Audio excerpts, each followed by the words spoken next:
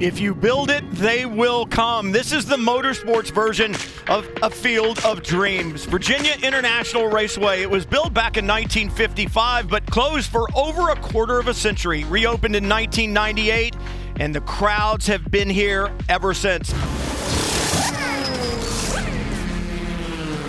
Hello again, everyone. I'm Matt Yocum. Welcome to another edition of the IMSA Endurance Hour podcast. And it seems like all season long, we've touched on all the different areas that make up the IMSA culture. We've had owners on the show, drivers after iconic wins, crew members that go over the wall, and so many more. And today we check the box of track ownership as we welcome CEO of Virginia International Raceway, Connie Nyholm, to the show. Thanks for not only coming on, but doing a drive-by and being in studio. Yeah, thank you, Matt. It was a nice surprise to have that invitation this weekend.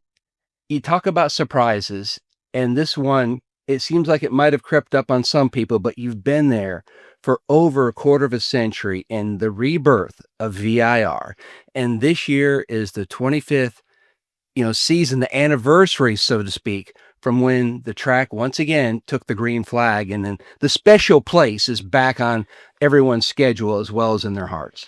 Well, thank you. Yeah, those years flew by really quick. So Harvey and I actually started the property about 27 years ago, got all of the permits we needed to reopen in just 2 meetings in Halifax County, made a lot of friends with local contractors, and went to work. When you look back at that and that whole time period, now, how does a Virginia girl go from New York dealing in commercial real estate to all of a sudden coming back home again and taking on a project that most people are like, oh my gosh, it would be so much easier just to go somewhere else and start new, but to polish up a grand old lady like this? Well, it was awesome. I mean, I grew up in Martinsville, Virginia, and my parents were starting to need more help. So I had been looking for a project big enough to bring me home for quite a while. And then when I was introduced to Harvey Siegel, I thought, well, I got a tiger by the tail now. So we went down to the track and stood at Oak Tree Turn with our grading contractors and looked at the property just falling out in front of us with cows grazing out in the infield. And I thought, this is awesome. I could never have a cooler project than this. And that's the type of a project that it's not only just blood and sweat and tears, there's so much heart and passion into taking on a project like this that had so much history. But for about 25 years, it sat vacant, overgrowth. You see all the pictures from when you guys first did your ride around in the pickup truck, and there's no way you said that this could ever be, re-imaged. And you guys have made it such a special place. When you go back to those days, what was it like? What were the challenges that sat before you? Well, Harvey always said you can't buy history. And he was a vintage racer, and a bunch of his friends approached him and said, look, we're old guys racing old cars. We like old tracks. He was about 65. He said, you're in a good place in your career. You've made it. You're a racer. Go out and find a grand old lady and bring her back. And he did. So he looked at Marlboro, Maryland, Cumberland, Vineland, Bridgehampton had already been declared to be a golf course. And then he found VIR. And then he found me. So we were introduced by his property manager, Peggy, when Harvey said, well, now what? I found the right property, but I need the right partner. I need someone by my side to make my dream a reality. And she goes, I know the girl. And so I went in and interviewed with Harvey in the city. That was in the very early stages of internet. I was trying to figure out what the hell an Elva race car was. So I went to Barnes & Noble and looked at all the vintage car magazines, and I never did find an Elva, so I just kind of winged it. When I was up there for the kickoff of the 25th anniversary season since the rebirth, and I met Harvey, and there were so many great stories that it would be a documentary, and you guys have done a great documentary. But when you go back to, I heard a story about a napkin and how there was somewhat of a game plan or something, some ideas written down on a napkin. Well, he drew our original logo on a napkin, which we still have in the history box. And he drew the idea for the buildings. He wanted to do Eric Sloan type buildings from northeastern Pennsylvania, so hence all the red barns. So the skin is very vintage, but the interior and all the wiring and internet's all quite modern. See, I love the vintage with a new car smell. Yes. Exactly. It's hard to scale. So that's what our challenge is now as we aspire to build some bigger things. We don't have hospitality suites. We'd very much like to add those. And how do we do that to scale without losing, the soul of VIR in that process? And that's the biggest challenge. It's like Walt Disney when he went to go do Disneyland or Disney World. You want to incorporate so many different event type, um, places for the people to go, but you don't want to take away from something else. So that's a fine line, especially when you're trying to add even more value for the paying customer. Exactly. It's a very fine line. And when you look at any of the shows that have featured VIR, the number one comment when they interview the fans is, when I'm at VIR, I feel like I'm home. So we sure don't want to mess up that happy place for so many people. So we just take our time. We measure several times before we cut. Kerrigan Smith and the senior team that he's built are all very much charged with protect the brand, grow the legacy. So we do master planning every other Wednesday, and we try on all kinds of architectural looks and floor plans. And we've got a club member who's an architect and is absolutely passionate about VIR. So he's helping guide our thought process forward for some of the growth. So before the VIR project jumped onto your radar, had you ever been to any type of racing venue, any type of race? No, and I grew up in Martinsville. So my dad would go to the Speedway with the bank box tickets or whatever and leave early so he could get out of the traffic. But we never got to go. So I had never been to a racetrack in my life until standing at Oak Tree Turn with our contractors.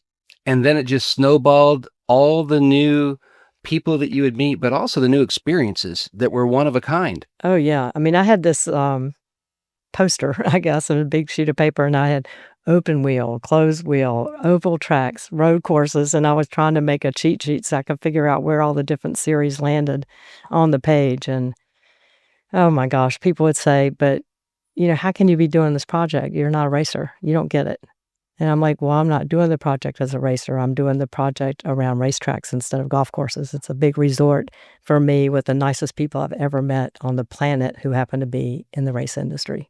And it's like a family reunion when you have a racing event or you go to a race. The paddock at an IMSA WeatherTech event weekend is incredible because it's like one big family. It is. So what's it like, all the different experiences that you've had, and now you're getting this culture? How would you describe this culture and what makes it so special? The racing culture, I think it is the family atmosphere. I mean, when I first started going to other racetracks, because I wanted to see what everybody else was doing and take best practices away from those visits, I would hang out at the RPX parts trailer in the paddock because everybody goes there at some point. And so Bill Seifert would always make sure that I met people I hadn't met and different walks of life and put it all into context. So I had a lot of people putting me under their wing, like Wolfgang Husted, who everybody knows at Bosch. They were our very first sponsor. I'm curious and I'm approachable and I like it. And so I think a lot of people have just been very kind to me to help me along in the racing community. And I just can't imagine wanting to be anywhere else. You mentioned in the past the landscape of the paddock at a race really compares many ways to going down to a marina for sailboat racing. Yeah, I got introduced to sailing in 2008, and I sailed with a gentleman in Europe that I had met actually at the tavern. And so after those years, I hung up my helmet and started sailing. So I've been sailing since 2008. And when you're in a harbor, no matter where you are in the world, and I've been fortunate enough to go to a lot of different places and a lot of small, intimate harbors, much like the IMSA personality in our paddock. I just can't imagine wanting to be anywhere but there. It's just so welcoming. You've got all these international people flying their international flags and their guest flag. I've got my little American guest flag. And so people come over and they're like, who's the Yank? And they want to talk to you and find out how you got there. And it's just like when you walk up to an international driver at IMSA. And that's a special moment for so many. And the kids that I see at VIR, you've got the go-kart track, but it seems like the bounce houses.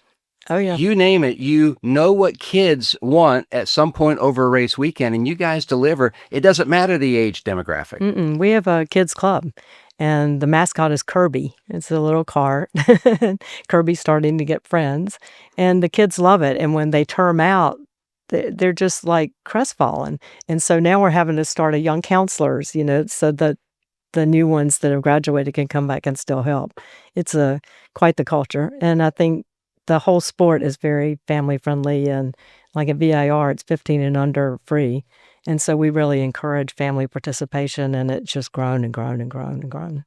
When you and Harvey and the team were trying to get everything rolling, and you were using a lot of construction folks, a lot of people from that area, was it almost like Mayberry meets the big time with racing? Because, I've got so many friends, up in that area, and they are just so top shelf and so down to earth. Yeah, and Harvey is too. Even though he was born and raised and spent his entire life on the Upper East Side of New York City, he's really just a guy. And it was all about racing, much like when you met Paul Newman. He's just a guy who's racing, who happens to also work in the movies, and Harvey built shopping centers. But I think it was just fate. My dad was still alive and well and was a small real estate developer, huge reputation in that small market. And he was able to introduce us to our bank, to some of the contractors, to the zoning people. I mean, they're like, "You're Earl Green's daughter?" Oh, a chip off the old block, instead of big-time New Yorker coming down to Danville. What were some of the big challenges when you guys were trying to get everything in place? Because you got to go in stages, and there was so much.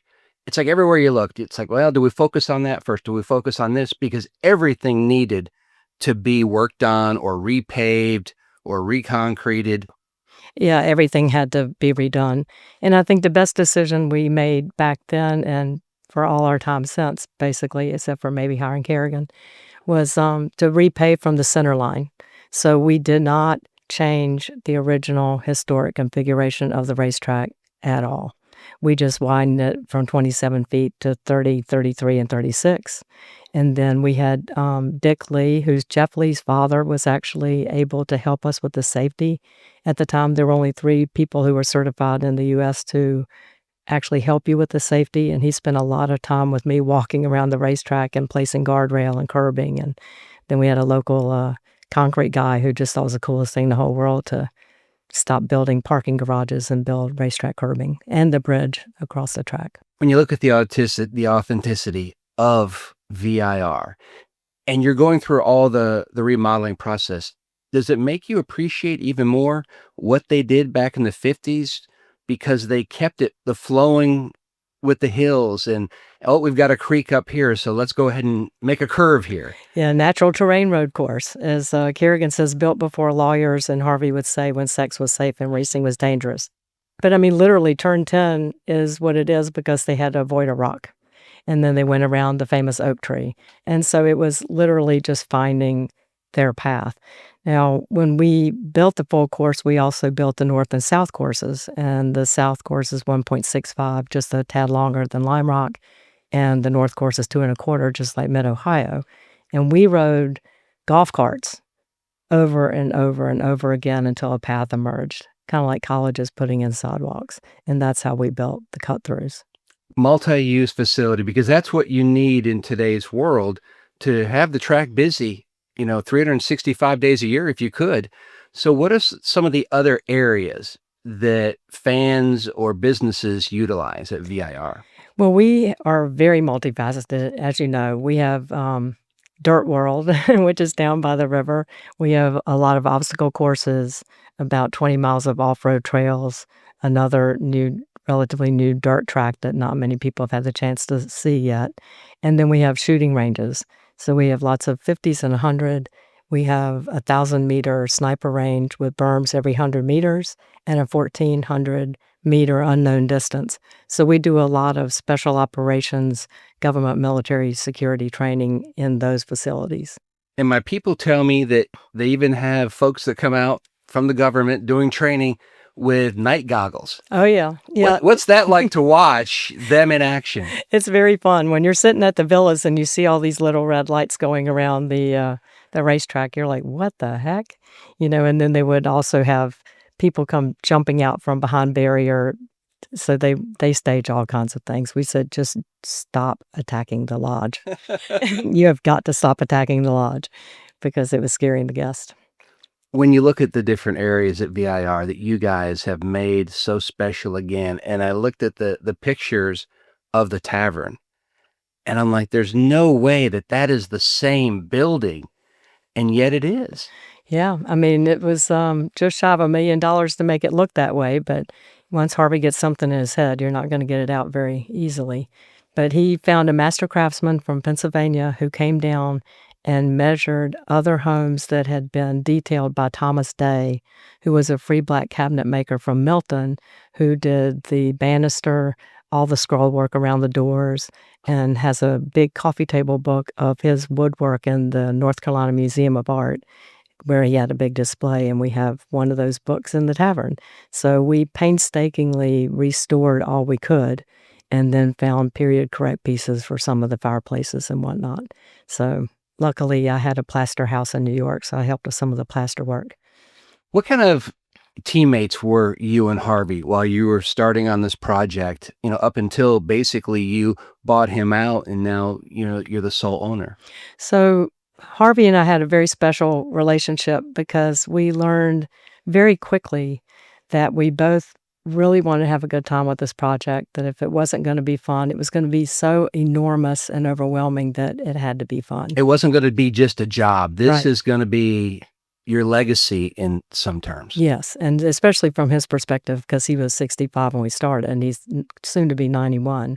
But we had a ball, and we had very complementary strengths and weaknesses. He loved all the aesthetics, so he picked all the paint and light fixtures and the look of the barns and everything else, and I went and got all the permits and laid water and sewer and All the fun stuff. did all the politics to get grant funding and all that kind of stuff, and I really like that, and that's still pretty much what I do. My main focus has always been outside the gate to bring more business in.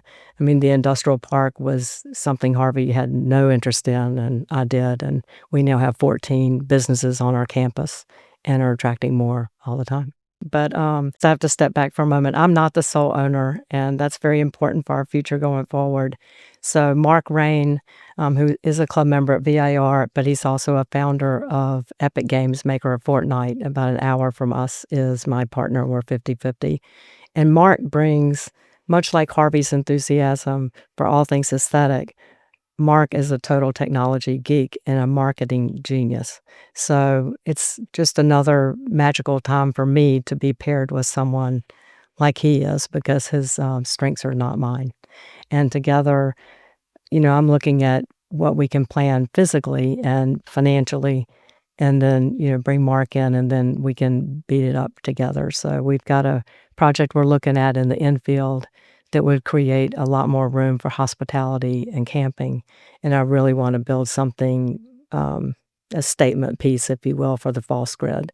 We used to have this really neat kind of almost a canopy over the false grid, because Harvey said, I sit up here and I'm just sweating and it's just terrible, and I want to be out of the sun in a shady spot while I'm on the false grid. And the bathroom has to be close by because I always get nervous to have to go again. So that's what he built. And the very first race, he didn't qualify to be under the grid. But he was a good sport about it. And it lasted about 20 years, but then its time had come and gone. So we'd like to do something a little more substantial there.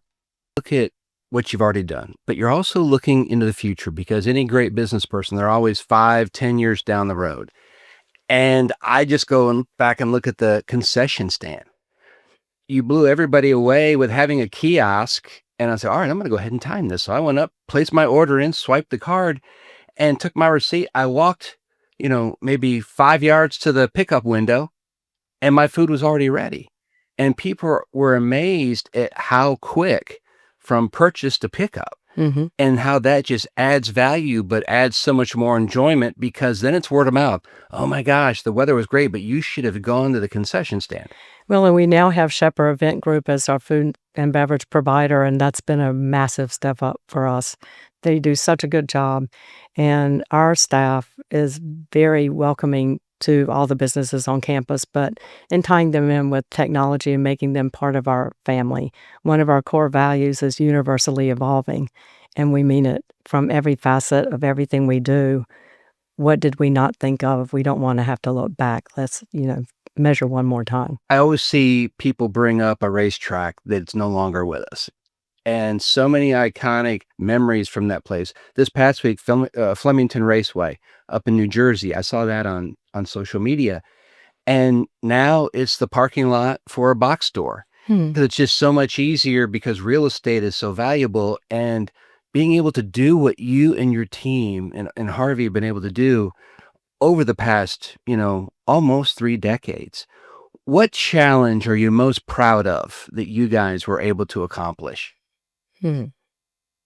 Because there's so many different areas that needed trees growing up in the middle of the straightaways, you name it. Yeah. But the infrastructure and everything else. I think we've always said that whatever idea we had, we found the right place to put it. And the property has been magnificent. It's huge. It's just shy of 1,300 acres. So we've had a really nice landscape to work with and kind of a clean sheet of paper, except for the historic ribbon of track running through it. So a lot of our original master plan is actually what we've done. So that hasn't been that complicated. I think what's really changed over the years is regulatory. Because as I said earlier, we got all of our permits to open in just 2 meetings. And now it's like, oh my God, a federal case to do most anything with DEQ oversight and some of the things that we didn't have to deal with back in the day. Zach Brown was telling me on a podcast that we did with him, an episode about how people, it's the most important resource. And that's the resource which will make or break you. You got to have the right people in the right spot. And when you hired Kerrigan Smith, and he told me the story about how he was working over in the industrial park, and his wife said, you should go ahead and apply. You should go ahead and apply. He said, no, they'll never hire me. What was it like when he walked in? Well, he was on the other side of the wall. And my dad always said, if you want to be a landlord, think like a tenant. So for the first time, I had someone who was really race savvy by my side.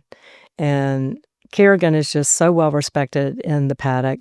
And his style is to just ask a lot of questions, always fact-find, try to get to the bottom of whatever it is he's trying to research. So every improvement that we've made to the track since he came on board has been run by all the officials, the FIA, many of the drivers. We don't do anything without a lot of input. And I think that's been kind of a secret sauce. You talk about all the small details that just have such big impact for the fans. But also if you look at the drivers, and I love how at VIR, you and your team, you'll take a partner and you'll make them a part of the event. And when I was there last year, and all of a sudden the countdown cards, yes, air quotation mark, because you're going into the corners and they're playing cards because you partnered with a new group that came in that was a casino. Yeah, Caesars, Virginia. Yeah, I like the cards. That's pretty cool. And, it really speaks to Caesars brand. We feel like, money's nice, but activation and true partnership will go a lot further for a lot longer.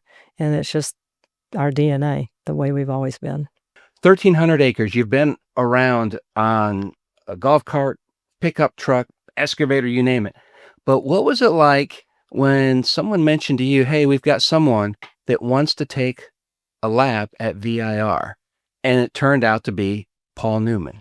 Yeah. Tell me about that day. So I had a call from a friend that I had made early in the process from Greensboro, one of the 2 main car guys in Greensboro. And he said, I've got a special friend I'd like to bring out to the track.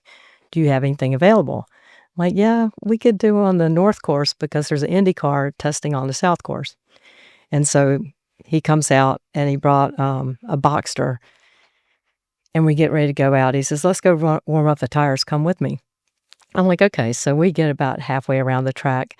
And I'm like, oh, that's a neat line or something. He goes, well, how do you drive the track? I said, I've never driven the track. He goes, you've built this and you've never driven it? So we switch seats and he starts instructing me faster and faster and faster. And then we get into pit lane and there's Paul Newman. And I'm just beaming. I'm so excited and pretty sweaty and just really happy. And then I'm like, this is your special friend? He's like, yeah. So I get out and I'm like, oh, Mr. Newman, please, take my seat. And he goes, well, why don't you ride with me? I'm like, okay. So I get in shotgun and we take off, and the North Course cut through is famous for spinning out. I mean, everybody spins there the first time they're on track pretty much, and he's taken the line that I know very well to spin. So I'm hitting him in the driver's seat. I'm like, "You're gonna spin, you're gonna spin," and he's like looking at me, and he twitches the wheel and takes off like a scalded cat, and he's like, "Stop hitting me." So I just sat on my hands for the rest of the drive. And it was, just a real fun day. It found out that he likes hot spices, as do I, and I was putting it on my barbecue, and he asked for it, and I said, "Okay, just start small because you can always add more." And he's like, "Don't you think I'm as manly as you are?" I'm like, "Yes, sir, I'm sure you are." So, and it went on like that all day long, just one little zinger after another. It was a lot of fun. Such an iconic figure. And you look through the history, going all the way back to the very first day, all of the important, whether it's a celebrity, a driver, an athlete, you name it, it seems like at one time or another, so many that you read about in history books have all been there for an event. Or, Sterling Moss was there with an iconic, priceless Mercedes. Yeah, Harvey went riding with him, no seatbelt. He was nervous. He said, but it was the greatest day of his life. He said, we could have gone right into the wall and I would have done it all. Now, last year we had NASCAR Classic there, and that was not the first time Richard Petty had ever been to VIR. He was there to help promote the NASCAR Classic Series, part of HSR, but he'd raced there in the 60s. Oh, yeah. NASCAR Bend is named after him. So NASCAR Bend is a left-hander, and he went off 3 times, finally went into the woods, hit a tree, and said, "Thank God I don't have to go out there anymore." So that moniker stuck to that turn ever since. And then he did the trailer for our documentary, and he was like, "And that place is purty. It is just purty, and it's hard. I remember driving it, and it's just like that again." And people are like, "Oh my God, he's the king," and he is. When he was there, helping promote the very first NASCAR Classic at VIR, the fans, they had the best of both worlds, because they had the IMSA WeatherTech series there, and then they also had the new NASCAR Classic from HSR. And they were just amazed at the different cultures if they were a new fan, but longtime fans. I think if you're a fan of auto racing, you're a fan of pretty much all forms. And so to have somebody like him there, you could tell that this is going to be big. And so in 2025, they have their own weekend at VIR. They do. September. We're looking forward to it. Hopefully the king will be back. We work with their charity Victory Junction a lot, which also has ties back to Paul Newman. So that was really fun for us to be able to marry the Paul Newman era with the king and his family today. So, and one thing I neglected to mention is when Paul was leaving, he turned back and he goes, "If there's a heaven on earth, it's VIR." And he was really known for not wanting to do autographs and interviews and all that. And I'm like, "Oh, sir, can we use that, please?" And he's like, "Yes." So we have been using it ever since. And that's one of those phrases that never gets old. It can't be used enough. Correct. If there's a heaven on earth, it's VIR.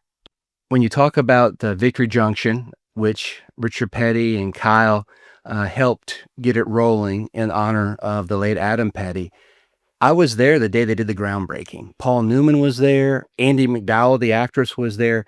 It was that special to so many because Paul came up with the original idea with, Boggy Creek down in Florida, but also up in Connecticut, the Hole in the Wall game camp.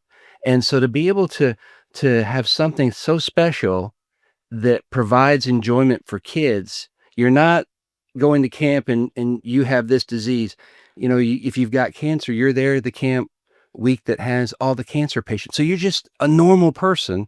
Exactly. And you guys have jumped on board with that because at the end of the season, don't you have we do charity laps in November. It's typically one of the later Fridays in November, and we'll have hundreds of people at the gate before we even open, and they'll buy multiple armbands, and they just do paced laps. They usually do 3 or 4 laps per session, and we just grid them throughout the entire paddock and keep it rolling all day long. So Kerrigan's wife actually works for them now. So they're just real close to us in a lot of ways. They come out and support some of our bigger events. And of course, then there's the charity lap day. One thing that when people go there for the first time? It's almost like you've got to have a Cliff Notes. Okay, Hog's Pen, Oak Tree. What are some of for fans that have never been to VIR, what are some of the cool nicknames and how did it come about? Well, turn one of the South Course got nicknamed the bitch the first day because they come in and say, that turn is a bit. And it's a double apex, off camber, decreasing radius turn. And I learned to say that, and I felt like I knew something. And then the North Course cut through up the hill got nicknamed Stevie Wonder because you're doing like this and it's a blind crest. So they're funny ones. The old ones are the Hog Pen turn and the Oak Tree turn and NASCAR Bend, and those were during the first iteration. So we lost Oak Tree, but Son of Oak Tree has replaced it.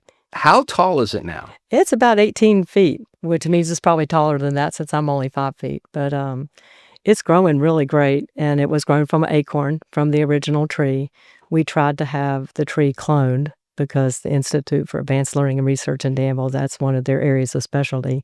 And they tried 27 different ways and none worked because the tree was very old, over 200 years old and sickly.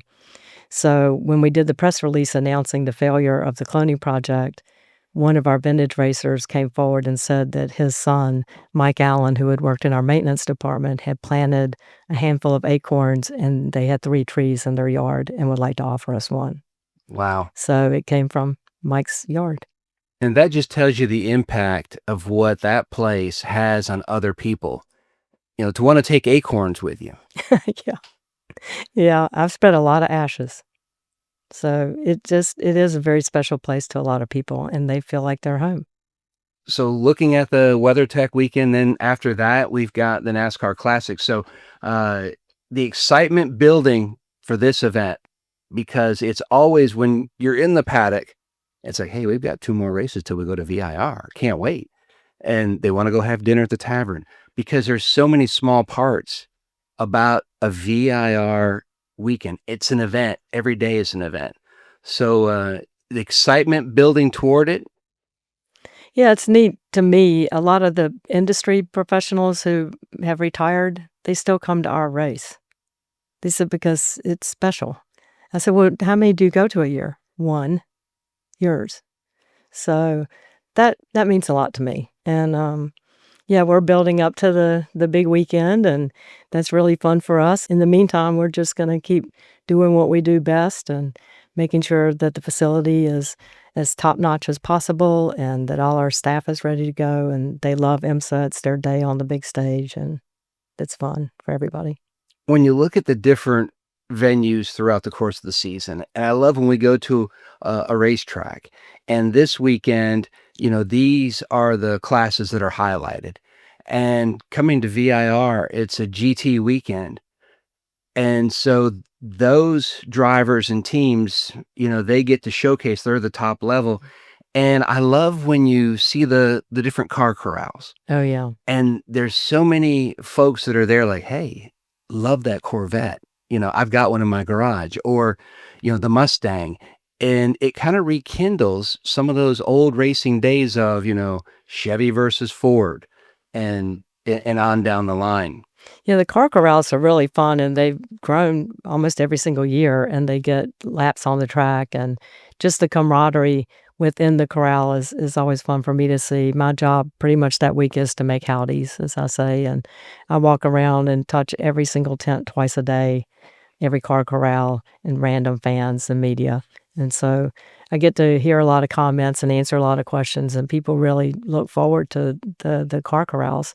And if we're successful doing this infill project, they'll be a little more comfortable doing that. When you have people come to VIR for the first time, what's the one common theme that you hear in feedback from them? It's so big and it's so gorgeous. I had no idea. That's almost verbatim the vast majority of people. I had a friend that I got passes last year, and I'm like, where are you? He goes, oh, we're up here on the hill. We're by a tree. We're having fun. I said, well, come on down here. He goes, no, we're all good. We've got great views. We're not moving. Yeah, when the HSR NASCAR Classic was racing. I was up at Oak Tree Turn, and I was talking to a bunch of fans who had no idea that that was part of the weekend, and they were local, and they really like NASCAR, so they just like, "Are you having this back? Are you having this back? This is great. Just look at him go through that turn," and it was very, very popular. And then, as you walk around, every turn is. They all have their fans and the people that come back repeatedly, and they just have their special spot that they wanna watch from.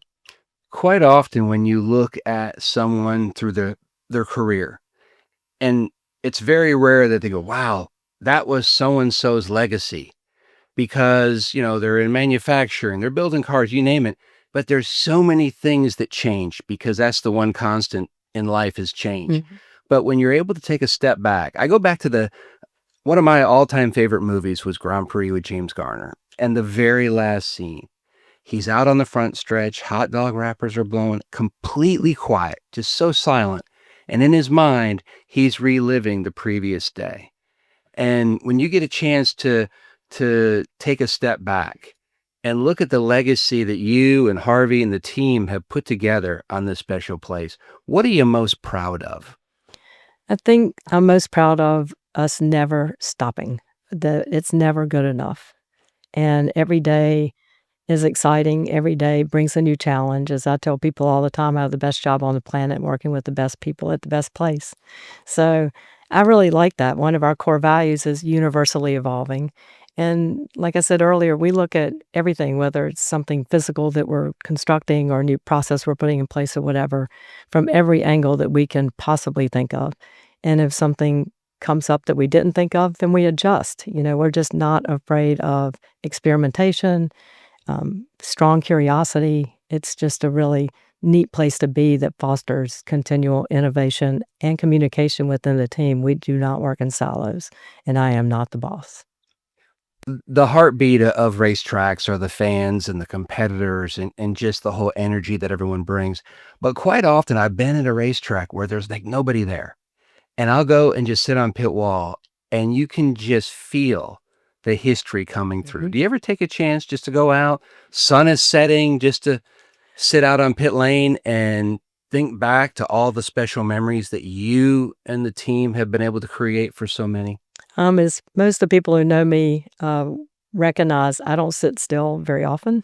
I'm starting to get wiggly now, but I walk a lot.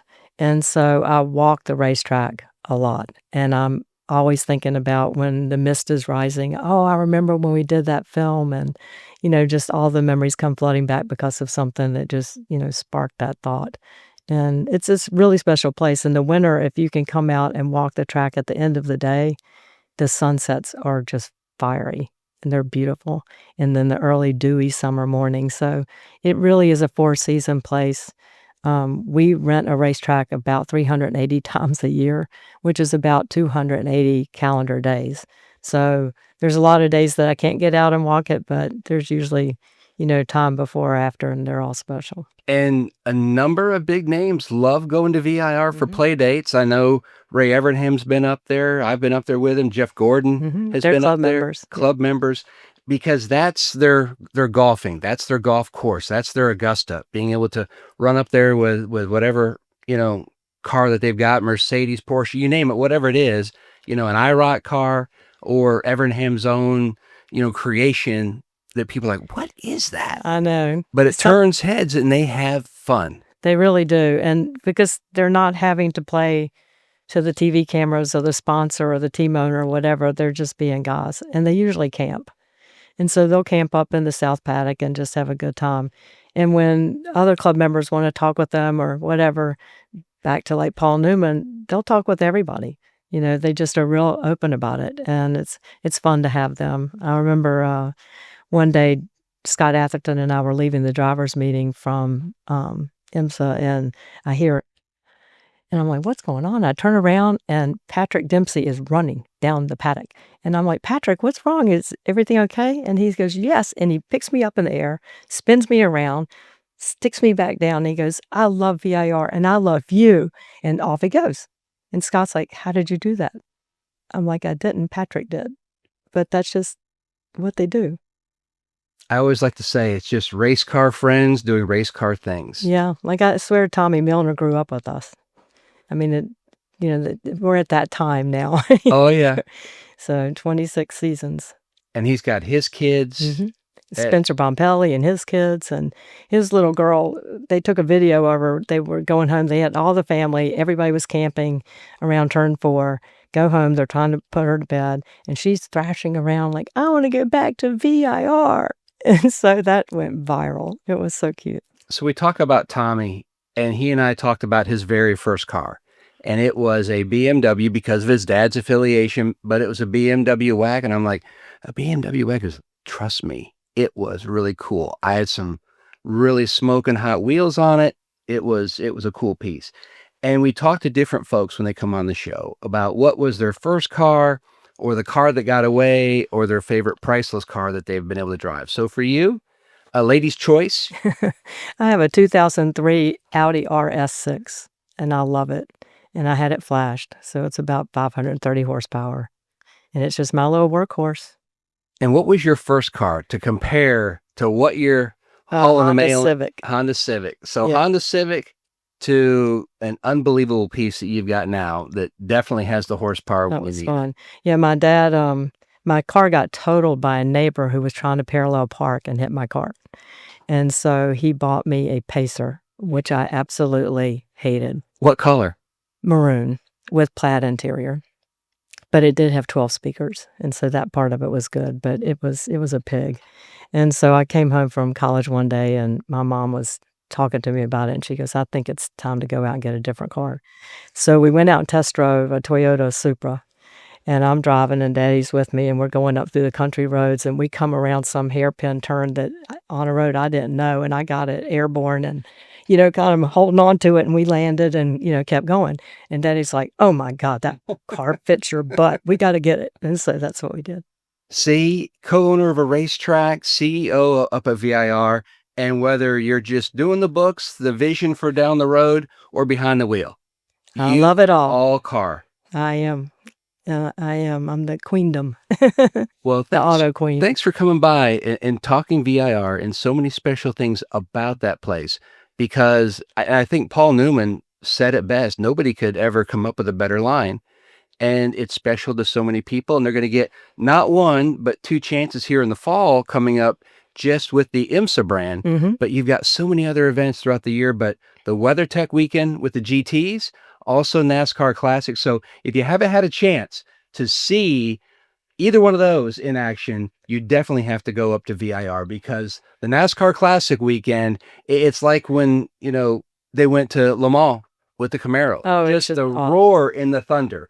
It's going to be fantastic. So Here- go on the website, get more information, but you definitely want to head up to Virginia and go to VIR for not 1, but 2 big weekends coming up. So Connie Nyholm, thanks for swinging Thank on you. by. I tell them all, come back, come often, and bring your friends.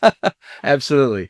And so thanks to Connie, but also thanks for you stopping by the IMSA Endurance Hour podcast. For the entire team, I'm Matt Yocum. We'll see you at the track.